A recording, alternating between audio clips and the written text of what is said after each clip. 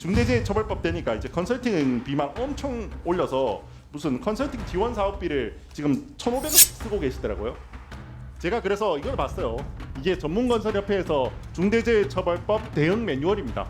여기에 3분의 2가 보고서 작성법입니다.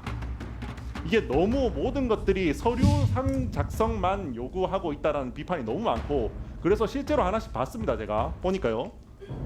첫 번째는 서류상 만들어주고 자기들이 양식에다가 작성만 하게 자료를 준다. 그 다음에는 제조업 격리가 직접 합니다. 이제 어차피 서류 작성만 하면 되는 거니까 격리가 그냥 하고 있습니다.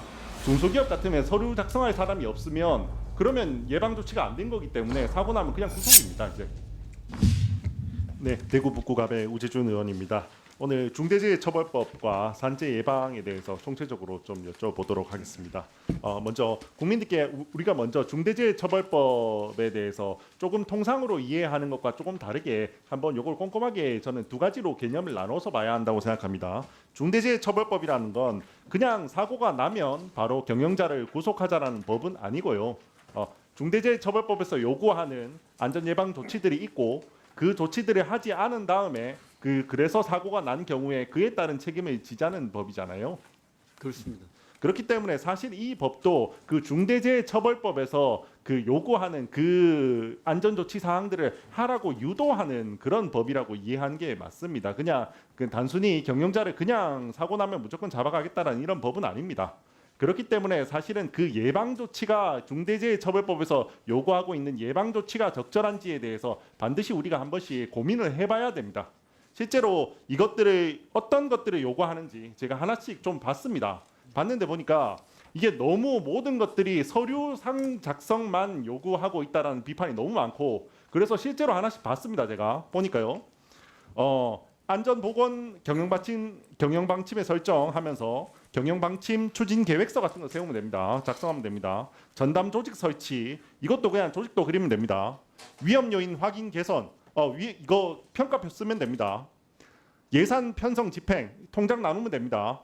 전부 다 모든 것들이 그 다음에 사고가 나면 재발 방지 대책 및 이행 조치, 이것도 조사 보고서 쓰면 되고요. 모든 것들이 수많은 것들이 요구하는 것들이 전부 다 결국에는 보고서 쓰라는 겁니다.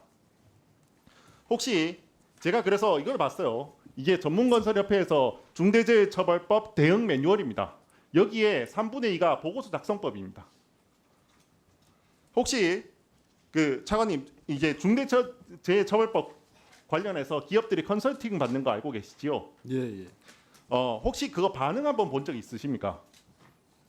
뭐 좀 전에 의원님 말씀하신 것처럼 현장에서는 기업들이 이걸 그냥 뭐 서류상으로 형식적으로 문제가 생기면 이걸 가지고 자기네 면책하는 쪽으로 집중하고 있다고 알고 있습니다. 제가 그 컨설팅 보고서 한번 구해보려고 노력을 했는데 끝끝내 안 주시더라고요. 제가 여당 의원인데도 끝끝내 단 하나의 보고서도 받지 못했습니다. 어떻게든 뭐 이거 비밀이다 기업 비밀이다 그럼 지우고 주면 안 되냐 그러니까 어떻게든 안 주셨어요. 그래서 제가 한번 인터넷 좀 찾아봤습니다. 이거를 받은 사람들이 어떤지. PPT 좀 띄워보십시오. 제가 보니까요.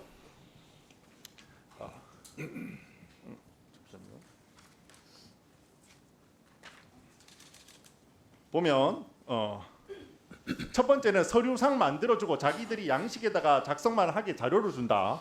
넘어갈게요.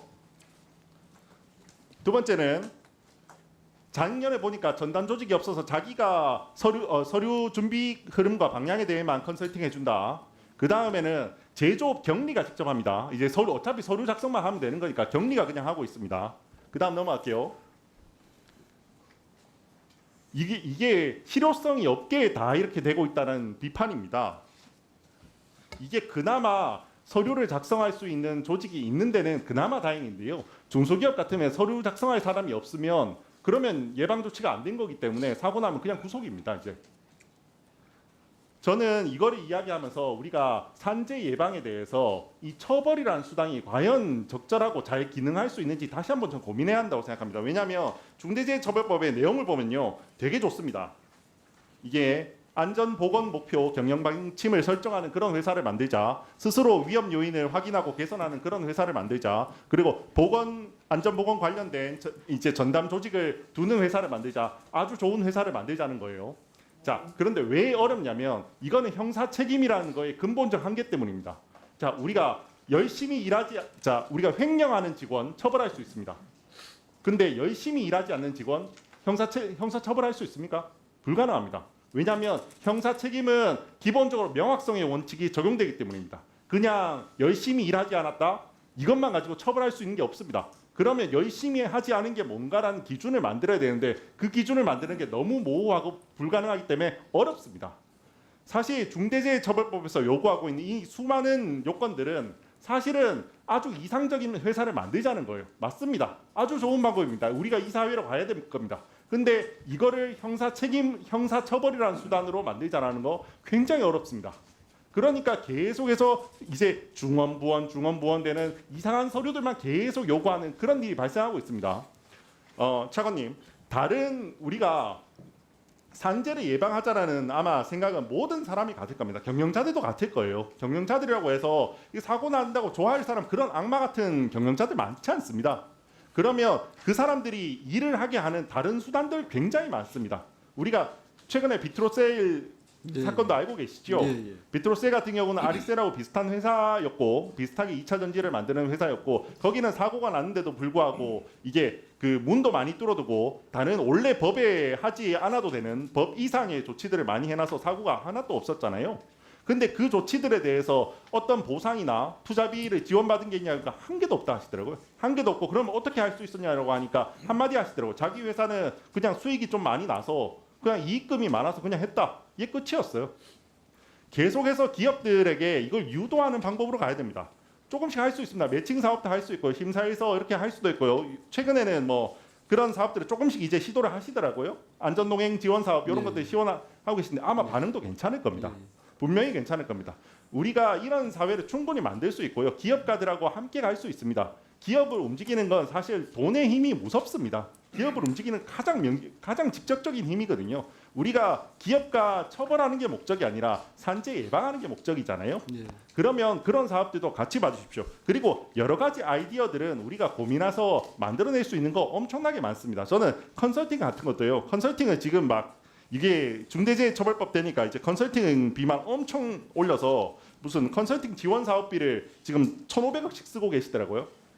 이것도 차라리 보험사 같은 곳이 하는 게 나을 수도 있습니다. 그런 사람들은 왜냐하면 사고 나면 자기가 물어줘야 되기 때문에 진짜로 봅니다. 그런 사람들은. 그런데 지금 이런 식으로 약간 유명무실하게 되는 것들 사업은 좀 줄이시고요. 실질적으로 산재 예방할 수 있는 다양한 방법에 대해서 같이 고민 좀 많이 했으면 좋겠습니다. 이상입니다. 네, 답변하세요. 예.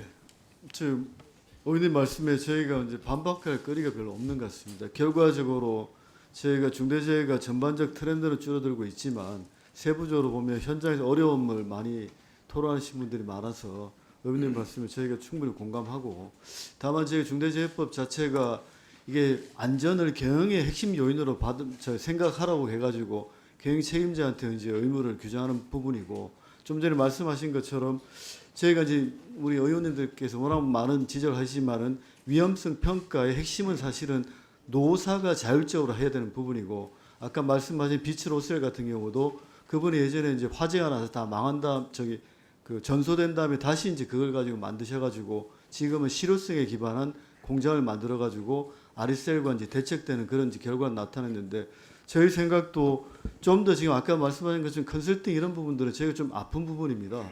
다만 50 미만으로 줄이다 보니까 정부가 뭘 해야 되느냐 이런데 현장에서는 워낙 기업들이 사정이 어렵다 보니까 그런 식으로도 한번 처음 해보자는데 이제 앞으로는 저희가 조금 더 지역과 업종 관련해 가지고 집중 좀 하고 그다음에 어쨌든 모든 포인트를 실효성 있는 대책을 만들자. 그리고 전체를 다 하는 게 아니고 지역과 업종의 핵심 업종을 선정해서 확실한 컨설팅을 제공하고 그거를 지역에 있는 다른 유사한 업종에 좀 알려서 이제 좀 자발적으로 참여할 수 있는 여건도 만들자. 이런 식으로 말씀하신 것처럼 실효성에 기반한 실질적인 대책을 만들도록 정말 노력하도록 하겠습니다.